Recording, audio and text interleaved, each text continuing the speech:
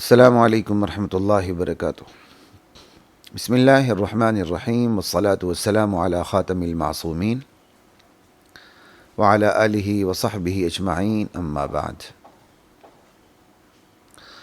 رمضان نشریات کے ساتھ خلیق الرحمن آپ سے مخاطب ہیں۔ پہلے سپارے کا خلاصہ مکمل ہو چکا، اب ہم دوسرے سپارے کی طرف ہیں۔ سورۃ البقرہ جاری ہے، رکوع نمبر 17۔ سیقول السفہاء من الناس۔ اس رکوع میں، یہ جو رکوع ہے، اس میں آیات ہیں 142 تا 147۔ اس میں جو سب سے پہلی بات کہی گئی ہے وہ یہ ہے کہ مشرکین نے، یہود نے تحویل قبلہ پر سوال اٹھایا کہ مسلمانوں نے اپنا قبلہ آخر بدلا تو کیوں بدلا؟ کیونکہ نبی علیہ السلام ہجرت کے بعد جب تشریف لائے مدینے میں تو آپ نے تقریباً کم و بیش 16 یا 17 مہینے بیت المقدس کی طرف رخ کر کے نماز پڑھی۔ تو یہ عارضی قبلہ تھا، اس کی وجہ بھی انشاءاللہ آگے ہم بیان کریں گے۔ ہم کیا بیان کریں گے؟ جو قرآن میں اسے بیان کریں گے، ٹھیک ہے؟ تو 16-17 مہینوں کے بعد مستقل قبلے کا حکم آ گیا کہ اب بیت اللہ کی طرف رخ کر کے نماز پڑھنی ہے۔ تو نادان لوگ، جاہل لوگ، احمق لوگ، یہ کفار، یہ اعتراض کرنے لگے، سیقول السفہاء، یہ بیوقوف لوگ کہتے ہیں، یہ بیوقوف لوگ، اللہ اکبر، ما ولاہم عن قبلتہم التی کانوا علیہا، اللہ اکبر، کہ کس چیز نے ان کو ان کے قبلے سے پھیر دیا؟ جس قبلے پر یہ تھے، بیت المقدس پر، اس کی طرف رخ کر کے نماز پڑھتے تھے۔ آخر کیا وجہ ہے کہ انہوں نے بیت المقدس کو چھوڑ دیا اور بیت اللہ کی طرف رخ کر دیا؟ اس پر انہوں نے سوالات کی بھرمار کر دی۔ اللہ تعالیٰ نے ایک ہی لائن میں جواب دیا، خدائی حکم اور اس کی حکمت پر سوال اٹھانے والے نادان، احمق اور جاہل ہیں۔ بھئی اللہ کی مرضی، جس اللہ نے بیت المقدس کی طرف رخ کر کے نماز پڑھنے کا حکم دیا تھا، وہ اللہ بیت اللہ کی طرف رخ کر کے نماز پڑھنے کا حکم دے رہا، بات ختم۔ تم کون ہوتے ہو پوچھنے والے؟ یہ ہے انداز قرآن کریم کا، اللہ اکبر۔ بیوقوف لوگ ہیں جو یہ سوال اٹھاتے ہیں کہ کس چیز نے انہیں تحویل بیت المقدس سے بیت المقدس کی طرف، بیت اللہ کی طرف رخ کرنے پر مجبور کر دیا؟ بھائی وہ اللہ ہے جس کا حکم ہے کہ اب بیت اللہ کی طرف رخ کرو۔ حضرات، یہ سمجھنے والی بات ہے، ہم ہر شریعت کے ہر حکم کے بارے میں ہم عقلی تعویلات، عقلی توجیہات کے پیچھے پڑ جاتے ہیں۔ جب تک ہماری کھوپڑی میں شریعت کے ہر حکم کی کوئی نہ کوئی حکمت، علت، کوئی وجہ نہیں اترتی، ہمیں اس وقت تک اطمینان حاصل نہیں ہوتا۔ اور یہ ایمان کی ہماری سب سے بڑی کمزوری ہے۔ بھائی کسی بھی حکم کی سب سے بڑی وجہ یہ ہے کہ یہ اللہ کا حکم ہے، بات ہی ختم ہو گئی، بات ہی ختم ہو گئی۔ بھائی سمجھ لیں، آپ ہر حکم کی لاجیکل تشریحات کرتے ہیں، اس کے ریزنز بیان کرتے ہیں، اسباب کے پیچھے پڑ جاتے ہیں اپنی طرف سے اور تسلی کرتے جاتے ہیں، لیکن کسی حکم کی آپ کو وجہ سمجھ نہیں آتی، تو کسی حکم کی کوئی وجہ آپ کی کھوپڑی پہ نہ اترے تو کیا اس حکم کو چھوڑنا آپ کے لیے جائز ہوگا؟ نہیں۔ جب یہ مسئلہ ہے ہی نہیں تو پھر یہ ذہن کیوں نہیں بناتے کہ اللہ کا ہر حکم حرف آخر ہے اور اس حکم کی سب سے بڑی لاجیکل وجہ بھی خود اللہ کا حکم دینا ہے؟ سر تسلیم خم کر دیں، بات ہی ختم ہو گئی۔ یہ ہے قرآن کریم کی یہ پہلے سپارے کی جو پہلی آیت ہے کہ جنہوں نے تحویل قبلہ بدلنے پہ اعتراض کیا تھا، قرآن پہلی لائن میں ان پر فتویٰ لگاتا ہے، یہ نادان ہیں، یہ احمق ہیں، یہ سفیہ ہیں، سفہاء ہیں، بیوقوف ہیں۔ یہ اللہ کا حکم ہے بھائی، اللہ کی حکمت ہے، اللہ کا حکم ہے، اللہ نے کہا بس پڑھ لو بیت اللہ کی طرف، اب بیت اللہ کی طرف پڑھنی ہے۔ امید ہے میں اپنی بات کو سمجھا چکا ہوں گا، سمجھا سکا ہوں گا۔ یہ تو ہے جی۔ اس لیے شریعت کے حکم پر اعتراض کرنا اور پھر ہر حکم کی توجیہات تلاش کر کے مطمئن ہونا پھر آگے چلنا، یہ نادان ہیں یہ لوگ، یہ مسلمانوں میں بھی پائے جاتے ہیں۔ مطلب آپ نے اپنی کھوپڑی کو معیار بنا لیا، آپ کی کھوپڑی میں شریعت کے حکم کی وجہ اترے گی، آپ مطمئن ہوں گے تب آپ عمل کریں گے۔ اس کا مطلب معیار آپ کی کھوپڑی ہے، پھر اللہ کا حکم معیار تو نہ ہوا، خود اللہ معیار تو نہ ہوا ہے۔ ہائے کاش ہم دین کے اس راز کو سمجھ لیں، ساری باتیں آسان ہو جاتی ہیں۔ لا تقدموا بین یدی اللہ ورسولہ واتقوا اللہ، ایمان والو اللہ اور اس کے رسول کے سامنے پیش قدمی نہ کرو۔ جب آپ کو سمجھ آ گئی اللہ ہے، اللہ وحدہ لا شریک ہے، اللہ پرووائڈر ہے، اللہ سسٹینر ہے، اللہ رب واحد ہے، اللہ ہی الہ واحد ہے، بات ختم ہو گئی بھائی، بات ہی ختم ہو گئی۔ مختصر سی نشست میں اس پر اتنی ہی بات کافی، اب آگے چلتے ہیں۔ تو اس کا نتیجہ کیا نکلا؟ خدائی حکم اور حکمت پر سوال اٹھانے والے نادان ہیں۔ اچھا جی، اب جب اللہ کا حکم آ جاتا ہے کوئی بھی، جیسا کہ یہ حکم آ گیا کہ بیت المقدس کی طرف اب رخ نہیں کرنا، جتنا رخ کر لیا وہ کافی، اب بیت اللہ کی طرف رخ کرنا ہے، تو مسلمانوں کا طرز عمل کیا ہونا چاہیے یہ بھی بتا دیا گیا اسی آیت میں، 142 آیت میں، بالکل دوسرے پارے کی پہلی آیت میں۔ ان کا طرز عمل کیا ہونا چاہیے؟ ان کا طرز عمل یہ ہونا چاہیے، قل للہ المشرق والمغرب، میرے نبی آپ کہہ دیں مشرق بھی اللہ کا، مغرب بھی اللہ کا، اللہ جسے چاہے سیدھے راہ کی طرف ہدایت رہنمائی کر دیتا ہے۔ پہلے اللہ تعالیٰ نے بیت المقدس کی طرف حکم دیا تھا، اب وہی اللہ ہے بیت اللہ کی طرف حکم دے رہا ہے، تو ساری جہتیں اللہ کی ہیں بھائی، اللہ کی مرضی۔ یہ ہے مسلمان کا طرز عمل، اس مثال کے ذریعے بتایا گیا کہ بھائی بیت اللہ کی طرف رخ کیوں کریں؟ بھائی مشرق مغرب اللہ کا ہے، فَإِنَّمَا تُوَلُّوا فَثَمَّ وَجْهُ اللَّهِ، تم جس طرف رخ کرو گے وہاں تم اللہ پاؤ گے، بات ہی ختم ہو گئی۔ یہی طرز عمل ہر حکم میں ہونا چاہیے۔ اللہ حکم دے رہا ہے، بھائی اللہ کی مرضی، اللہ خالق ہے، اللہ مالک ہے، اللہ رازق ہے، اللہ الہ معبود ہے، اس کی مرضی ہے، اللہ رب العالمین ہے، اللہ الرحمن الرحیم ہے، اللہ مالک یوم الدین ہے، یہ اس کی مرضی ہے۔ لا الہ الا اللہ۔ ٹھیک، تو یہ ہے مسلمان کا طرز عمل ہر حکم کے بارے میں، جو ایک فرد مسلم کا شریعت کے احکام کے بارے میں ہونا چاہیے کہ فوراً سرنڈر ہو جائے، جس طرح تحویل قبلے کے بارے میں سرنڈر ہونا لازمی تھا اور مسلمان ہو گئے، سر تسلیم خم کر گئے۔ اب تیسری بات، اسی پہلے کیا کہتے ہیں رکوع نمبر 17 میں مرکزی قبلہ بیت اللہ قرار پایا، سب سے افضل قبلہ ہے، تو مرکزی امت امت محمدیہ قرار پائی۔ وَكَذَلِكَ جَعَلْنَاكُمْ أُمَّةً وَسَطًا، یہ مرکزی امت، امت وسط، معتدل امت، میانہ روی رکھنے والی امت، اعتدال والی امت، خیر امت، افضل ترین امت، یہ سب وسط کے معنی کر رہا ہوں آپ کے سامنے۔ جس طرح اللہ تعالیٰ نے قبلے کو مرکز بنایا، اس امت کو بھی مرکزی امت بنایا۔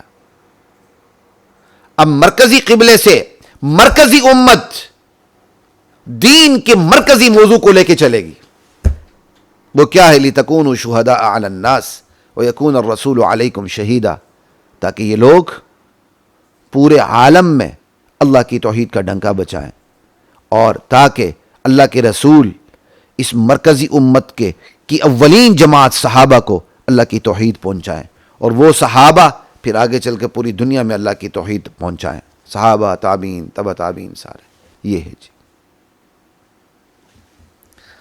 اللہ اکبر۔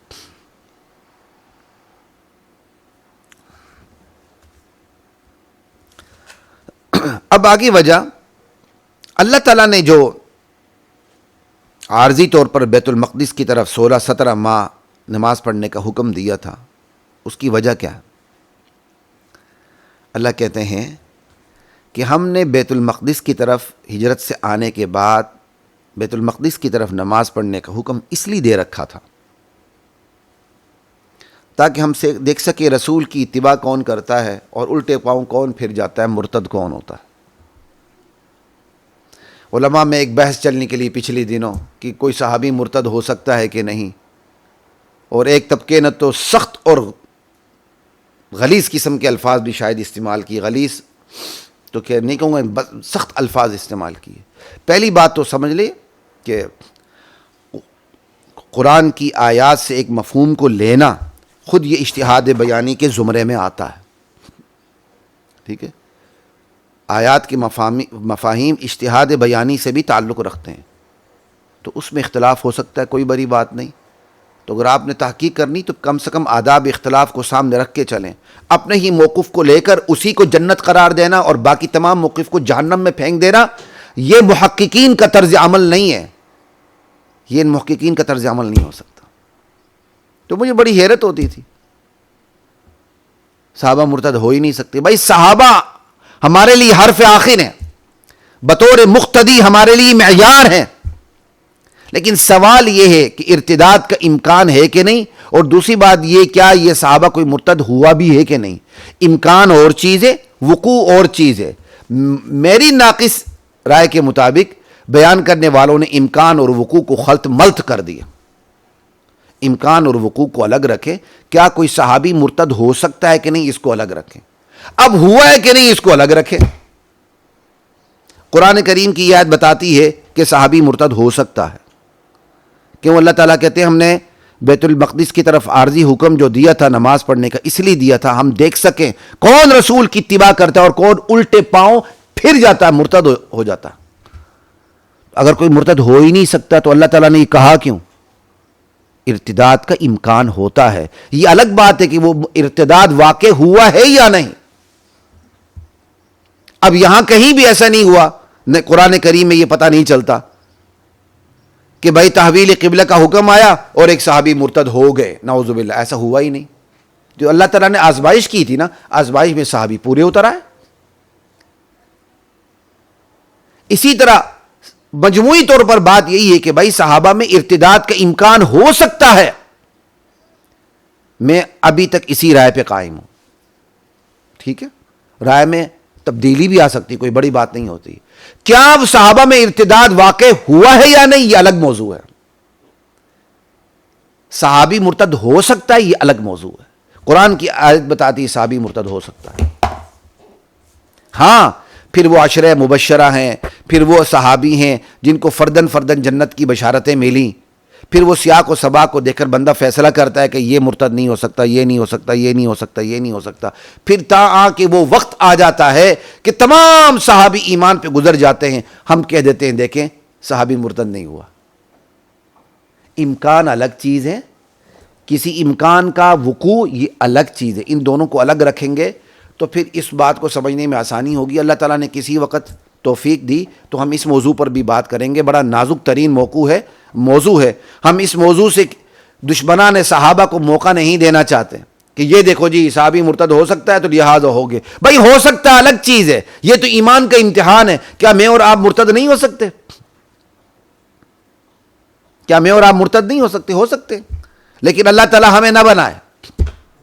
تو یہ ایمان کا امتحان ہوتا ہے بھائی، اور یہ آخری دم تک رہتا ہے۔ ہاں، صحابہ اس مقام پر تھے کہ جب تمام جو صحابہ ہیں جو ایمان پہ فوت ہوئے، ربط قلب انہیں حاصل تھا۔ یہ ربط قلب فوراً تو نہیں ملتا۔ مفسرین کی اصطلاح بیان کرنے والوں کے لیے بات سمجھنا کتنا آسان ہے۔ فوراً بندہ ایمان لے آئے تو فوراً ایمان کے آخری درجے پر تو نہیں پہنچتا، انابت ہوتی، ہدایت ہوتی، استقامت ہوتی، پھر کہیں جا کے بندہ ربط قلب پہ پہنچتا ہے۔ وہ ربط قلب وہ معیار ہے جہاں پھر بندہ اللہ تعالیٰ کی اس طرح کیا کہتے ہیں رحمت کی چادر میں اللہ اس کو ڈھانپ لیتے ہیں کہ پھر وہ ایمان سے ہاتھ دھو نہیں سکتا، ایمان اس سے کہیں نہیں جاتا۔ اولئک علی ھدی من ربہم واولئک ھم المفلحون، یہ ہدایت کی سواری پہ سوار ہوتے ہیں۔ اب اولئک سے آپ یہ کہیں ھدی للمتقین الذین یؤمنون بالغیب، اچھا جی متقین تو گمراہ ہو ہی نہیں سکتے کیونکہ ہدایت کی سواری پہ سوار، آپ یہ کہہ سکتے ہیں؟ بھائی اولئک سے یہ کہ اولئک الموصوفون بما ذکر، وہ لوگ جو ان صفات کے ساتھ موصوف ہو جو ذکر کی گئی ہیں، وہ پھر گمراہ نہیں ہو سکتا علی ھدی من ربہم. یہ میں نے ایک بہت بڑی دلیل کی طرف اشارہ کیا, کسی کو سمجھ آ جائے. میں اس موضوع پہ اس وقت زیادہ بات نہیں کرنا چاہتا, کسی وقت انشاءاللہ بات کریں گے. بہرحال یہاں میں نے آپ کو اس آیت کی روشنی میں اتنی بات بتا دی کہ ارتداد کا امکان الگ چیز ہے اور اس کا وقوع الگ چیز ہے. سمجھ آئی؟ اچھا, یہاں اتنی بات ہو گئی. ہم آگے چلتے ہیں. تحویل قبلہ, یہ اللہ تعالیٰ کہتے ہیں یہ جو میں نے حکم دیا نا کہ اب بیت المقدس سے تم نے رخ کرنا کس کی طرف؟ بیت اللہ کی طرف. اللہ کہتے ہیں یہ بہت بھاری حکم ہے. وَإِنَّهَا لَكَبِيرَةٌ وَإِن كَانَتْ لَكَبِيرَةً إِلَّا عَلَى الَّذِينَ هَدَى اللَّهُ. یہ بہت بھاری حکم ہے, لیکن اللہ نے جن کو ہدایت دی ان کے لیے آسان ہو جاتا ہے. اس کا مطلب کیا ہوا؟ ایمان کی جتنی قوت ہوتی ہے اسی حساب سے خدائی حکم اتنا ہی ہلکا پھلکا ہو جاتا ہے, اسے تسلیم کرنے کے حوالے سے, اسے عمل کرنے کے حوالے سے. اور ایمان جتنا کمزور ہوگا خدائی حکم کو تسلیم کرنے میں بندہ پھر پسو پیش کرنے لگتا ہے. تو تحویل قبلے کے بارے میں اللہ کہتے ہیں یہ حکم بہت بھاری ہے, لیکن جنہیں اللہ نے ہدایت کمال ہدایت سے نوازا ہے پھر یہ حکم ان پہ بھاری نہیں ہوتا. وہ تو سر تسلیم خم کرتے ہیں, وہ تو صاف کہہ دیتے ہیں قل للہ المشرق والمغرب یہدی من یشاء الی صراط مستقیم وللہ المشرق والمغرب لا الہ الا اللہ. یہ ہے جی یہ رکوع نمبر 17 جس میں یہ ساری باتیں آئیں. پھر اسی کے اندر کہہ دیا گیا کہ اب تم نے کیا کہتے ہیں رخ کرنا ہے کعبے کی طرف. یہ اس کا مرکزی مضمون تھا, اور بھی اس کے اندر کچھ چیزیں ہیں لیکن ہم اس پہ اب اس وقت زیادہ بات کرنے کی پوزیشن میں نہیں ہیں. رکوع نمبر 18 کی طرف چلتے ہیں. رکوع نمبر 18 جو ہے آیت 148 تا 152 ہے. وَلِكُلٍّ وِجْهَةٌ هُوَ مُوَلِّيهَا فَاسْتَبِقُوا الْخَيْرَاتِ. دراصل کعبہ قبلہ بنا, اس کی یہاں ایک وجہ بیان کی گئی ہے کہ بھائی ہر امت کا قبلہ رہا ہے, ہر امت کا قبلہ رہا ہے جس کی طرف وہ رخ کر کے نماز پڑھتی رہی ہے. تو اگر یہ قبلے میں تبدیلی ہوگی تو کون سی بڑی بات ہو گئی؟ قبلہ کی طرف رخ کر کے نماز پڑھنا کوئی ایسا حکم نہیں ہے جو ناقابل تبدیل ہو. اللہ پر ایمان ایسا حکم ہے جو ناقابل تبدیل ہے, یہ بات یاد رکھیں. نبیوں پر ایمان وہ حکم ہے جو ناقابل تبدیل ہے, لیکن کسی قبلے کو قبلہ قرار دے کے اس کی طرف رخ کر کے نماز پڑھنا یہ وہ حکم نہیں ہے جو ناقابل تبدیل نہ ہو, یہ قابل تبدیل ہے. اللہ جب چاہیں جس طرف چاہیں حکم دے دیں گے, اب اس طرف نماز پڑھو, اب اس طرف نماز پڑھو. لا الہ الا اللہ. جس طرح یہود بیت المقدس کی مغربی سمت کی طرف نماز پڑھتے ہیں, اور جو نصارہ ہیں عیسائی وہ کیا کہتے ہیں بیت المقدس کی مشرقی سمت کی طرف رخ کر کے نماز پڑھتے ہیں. ہر امت کا اپنا قبلہ ہے. اسی طرح ہماری امت نے مدینے میں آ کر عارضی طور پر بیت المقدس کی طرف نماز پڑھی, بعد میں مستقل طور پر اسے بیت اللہ کی طرف رخ کر کے نماز پڑھنے کا حکم ہوا. تو بھائی ساری سمتیں تو اللہ کی ہیں. اللہ کسی سمت میں نعوذ باللہ بیٹھا تو نہیں ہوا, اللہ تو عرش پر ہے. جہاں تم دیکھو گے اللہ کی قدرت پاؤ گے. فَأَيْنَمَا تُوَلُّوا فَثَمَّ وَجْهُ اللَّهِ. یہ ہے اس رکوع نمبر 18 کا خلاصہ جو میں نے آپ کے سامنے رکھ دیا. اور اس میں اگلی بات یہ ہوئی کہ جس طرح اللہ تعالیٰ نے تحویل قبلہ کی نعمت سے قبلہ بدل کر تمہیں سب سے بڑا مرکزی قبلہ عطا کر دیا, بالکل اسی طرح اللہ تعالیٰ نے تم میں سے ہی ایک رسول کو اٹھا کے اسے سب سے بڑا مرکزی رسول بنا دیا, محمد الرسول اللہ صلی اللہ علیہ وسلم, جو تمہیں قرآن کی آیات پڑھ پڑھ کے سناتے ہیں, تمہیں مانج کر پاک کرتے ہیں, تمہارا تزکیہ کرتے ہیں, تمہیں کتاب و حکمت کی تعلیم دیتے ہیں, دانائی کی باتیں سکھاتے ہیں, اور تمہیں وہ کچھ سکھاتے ہیں تم جو نہیں جانتے. یہ ہے رکوع نمبر 18 کا خلاصہ. اب ہم چلتے ہیں رکوع نمبر 18 آیت نمبر 148 سے 152 تک تھا. اب رکوع نمبر 19 ہے جو آیت 153 سے 163 تک ہے. اس میں یہ کہا گیا ہے کہ اہل ایمان پر آزمائشیں آتی ہیں. آزمائشوں کے لیے ضروری ہے بندہ صبر سے کام لے اور نماز سے کام لے. یا ایھا الذین آمنوا استعینوا بالصبر والصلاۃ. آزمائشیں آتی ہیں, ان آزمائشوں پر صبر کرنا پڑتا ہے, اللہ سے مدد طلب کرنی پڑتی ہے. تو مدد کیسے آئے گی؟ ثابت قدمی سے آئے گی, گناہوں سے بچنے سے آئے گی, اور نیکی کے اوپر جمنے سے آئے گی, نماز پڑھنے سے آئے گی. تو صبر سے نماز یہ وہ ٹول ہیں جن کی وجہ سے بندہ آزمائی سے بخیر و خوبی گزر جاتا ہے. 153 سے 163 کی بات کر رہا ہوں میں. اور پھر اس کے اندر دوسری حقیقت یہ بیان کی گئی ہے کہ اللہ کی راہ میں جان دینے والے شہید ہوتے ہیں، آخرت کے حوالے سے وہ زندہ ہوتے ہیں، دنیا کے حوالے سے جب تک ان کی موت نہیں آتی وہ شہید نہیں ہوتے، وہ تو غازی ہوتے ہیں۔ آخرت کے حوالے سے وہ مردہ نہیں ہیں، آخرت کے حوالے سے وہ شہید ہیں، زندہ ہیں، انہیں اللہ کے یہاں ایک خاص قسم کی زندگی حاصل ہے جسے ہم حیات برزخی کہتے ہیں۔ ٹھیک ہے، یہ بات ہوئی۔ اور تیسری حقیقت اسی رکوع نمبر 19 آیت 153 سے 163 تک یہ بات ہوئی کہ آزمائش ضرور ہوتی ہے، اللہ کی طرف سے آزمائش ضرور ہوتی ہے، کم یا زیادہ ہوگی۔ اللہ میرے اور آپ کی حفاظت فرمائے۔ اللہ کہتے ہیں کہ وَلَنَبْلُوَنَّكُمْ بِشَيْءٍ مِّنَ الْخَوْفِ وَالْجُوعِ، تمہاری آزمائش خوف سے بھی ہوگی، اللہ خوف میں ڈالیں گے، بھوک سے بھی ہوگی، اور وَنَقْصٍ مِّنَ الْأَمْوَالِ وَالْأَنفُسِ وَالثَّمَرَاتِ، مالوں جانوں اور پھلوں کے نقصان سے بھی ہوگی۔ لیکن خوشخبری ان لوگوں کے لیے جو ان آزمائشوں پر ثابت قدم رہتے ہیں، صبر کرتے ہیں، ثابت قدمی دکھاتے ہیں، ان کے قدم ڈگمگاتے نہیں ہیں، نیکیوں کی طرف جاتے، نیکیوں سے جان چھڑاتے نہیں ہیں، بدی کی طرف جاتے نہیں ہیں۔ یہ ہے جی اس کے اندر جو تیسری بڑی حقیقت بیان کی گئی۔ اور چوتھی یہ کہا گیا کہ صفا مروہ اللہ کی نشانیوں میں سے ہیں، شعائر اللہ میں سے۔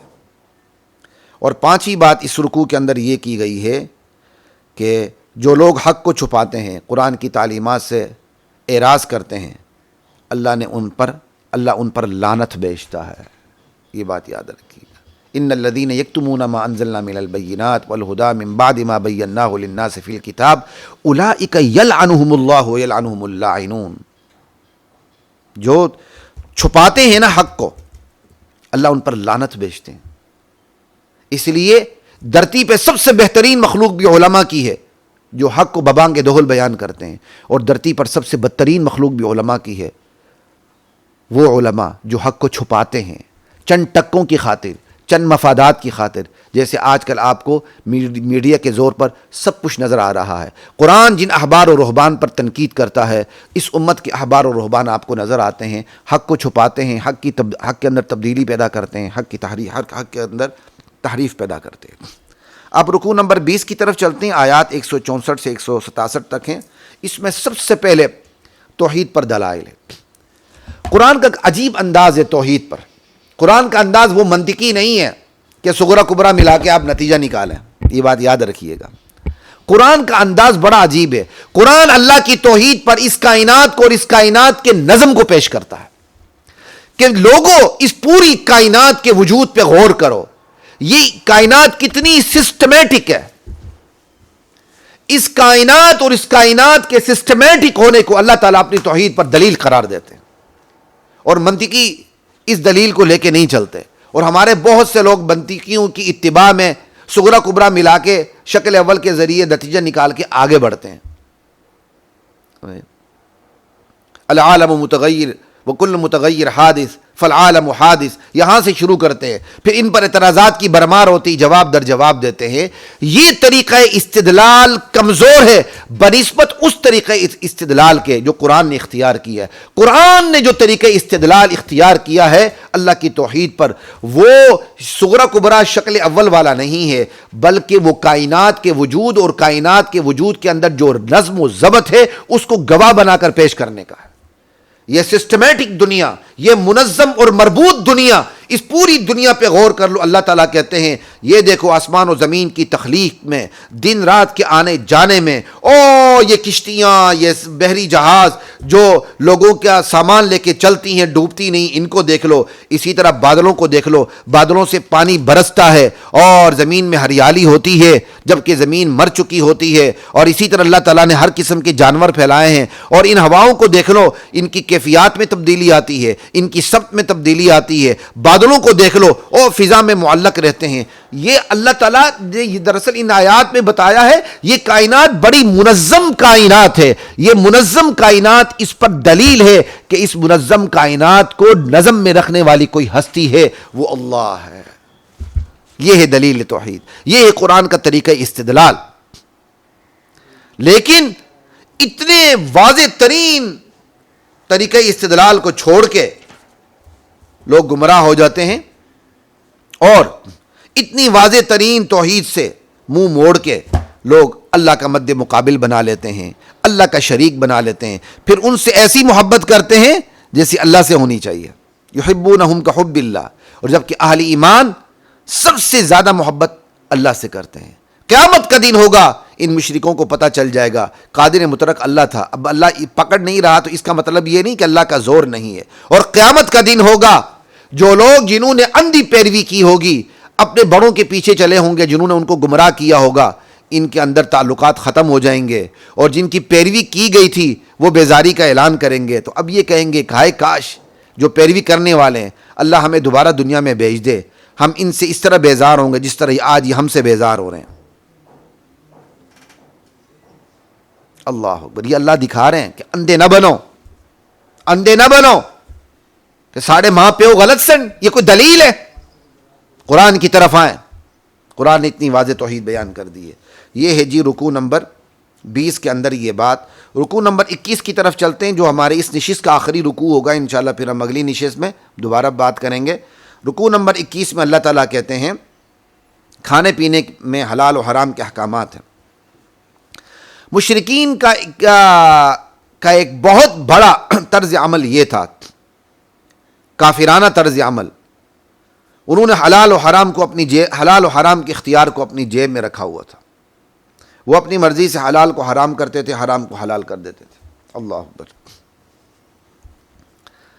تو اللہ تعالیٰ نے اس رکوع میں بتا دیا ہے کہ پاک چیزیں حلال ہیں، حلال و حرام کے معاملے میں تم نے اب اپنے بڑوں کی پیروی نہیں کرنی، اپنے بڑوں کی پیروی نہیں کرنی۔ جب ان سے کہا جاتا ہے بھائی اللہ تعالیٰ نے جو اتارا ہے تم اس کی پیروی کرو، وہ کہتے ہیں ہم اپنے بڑوں کی پیروی کریں گے۔ بڑوں کی پیروی میں سارا کچھ داخل ہے۔ بڑوں کی پیروی میں اس وقت کی جمہوریت سمجھ لیں، اس وقت کی کانگریس سمجھ لیں، اس وقت کی پارلیمنٹ سمجھ لیں، اس وقت کے رسوم و رواج سمجھ لیں، اس وقت کے قوانین سمجھ لیں، اس وقت کے شرک اور بدعات سارے سمجھ لیں، سارے اس کے اندر ہے۔ مختصر وقت ہے، اس پر زیادہ بات کرنے کی ضرورت نہیں ہے، سمجھ آئی؟ ہم سمجھتے ہیں مشرکین کا شرک یہ تھا کہ وہ اللہ کو چھوڑ کے صرف بتوں کو پوجتے تھے، حالانکہ مشرکین کا شرک بہت زیادہ اس سے بھی زیادہ تھا، اس سے کے علاوہ بھی بہت کچھ تھا کہ وہ اللہ کے علاوہ دوسروں کو واجب الاتباع قرار دیتے تھے۔ یہ کوئی چھوٹا شرک نہیں ہے، جیسے آج کیا کہتے ہیں مغربی دنیا کے اندر پارلیمنٹ کا شرک موجود ہے، پارلیمنٹ جو کہ وہ حرف آخر ہے، پارلیمنٹ غلطی ہی نہیں کر سکتی، اور اسی کو ہم نے کاپی کر کے رد و بدل کر کے اس کو اسلامی جمہوریت کا نام دے رکھا۔ ٹھیک ہے، تو بات یہ ہے حلال و حرام کے معاملات کو اپنے ہاتھ میں نہ لو، اس میں کہا گیا اتباع صرف اللہ کی کرنی ہے۔ اپنے آباء و اجداد کو چھوڑ دو، اللہ کی اتباع کرو، بس پھر تم ہدایت پاؤ گے۔ اور حلال چیز کھاؤ، اور حلال میں بھی طیبات کھاؤ، یعنی حلال چیز کھانی ہے وہ طیب بھی ہو۔ کیا مطلب؟ حلال چیز جائز طریقے سے لی ہو، وہ ہے طیب۔ تو حلالا طیبا، کلوا من طیبات ما رزقناکم، ٹھیک ہے جی، کلوا مما فی الارض حلالا طیبا۔ اچھا جی، ایک تو یہ بات ہو گئی، اور اگلی بات اللہ تعالیٰ کہتے ہیں جو لوگ خدائی احکام کو چھپاتے ہیں، خدا کے احکام کو چھپاتے ہیں اور اس کے بدلے میں چند ٹکے وصول کرتے ہیں، مال وصول کرتے ہیں، خدا احکام کو چھپا لیا، لوگوں کو بتایا نہیں، اس کے اندر تبدیلی کر دی، جیسے آج کل بہت کچھ ہو رہا ہے۔ اب تو مولویوں نے مدرسے قائم کر کے باقاعدہ دیگر مولویوں پر وہ فتوے لگا رہے ہیں، اور ایسے فتوے لگا رہے ہیں کہ یہ واجب القتل ہے۔ انا للہ و انا الیہ راجعون۔ تو اس آیت میں کہا گیا، اس رکوع میں، یہ جو رکوع نمبر 21 ہے، کیا کہتے ہیں، آیات 186 تا 176، اس کے اندر یہ بتایا گیا ہے کہ وہ لوگ جو خدائی احکام کو چھپاتے ہیں، ان الذین یکتمون ما انزل اللہ من الکتاب، اور اس کے بدلے میں چند مفادات لیتے ہیں۔ مفادات کیا ہیں؟ آپ کو شہرت مل گئی، آپ کو دولت مل گئی، آپ کو جھوٹی عزت مل گئی، سمجھ آئی، آپ کو نام نہاد یونیورسٹیز مل گئیں، بہت کچھ مل گیا۔ اب اس پر بات کرنے کی ضرورت نہیں، ہمارا مختصر وقت ہے، ہم اس طرف جا کے اپنا رمضان خراب نہیں کرنا چاہتے۔ یہ لوگ اپنے پیٹوں میں آگ ڈال رہے ہیں، اولئک ما یأکلون فی بطونہم الا النار۔ قیامت کا دن ہوگا، اللہ ان سے کلام کرنا پسند نہیں کرے گا، ولا یکلمہم اللہ یوم القیامہ ولا یزکیہم ولہم عذاب علیم۔ یہ ہے جی، اللہ میری اور آپ کی حفاظت فرمائے۔ تو آج کی اس نشست میں اتنا ہی کافی ہے، اجازت دیجیے، السلام علیکم ورحمۃ اللہ وبرکاتہ۔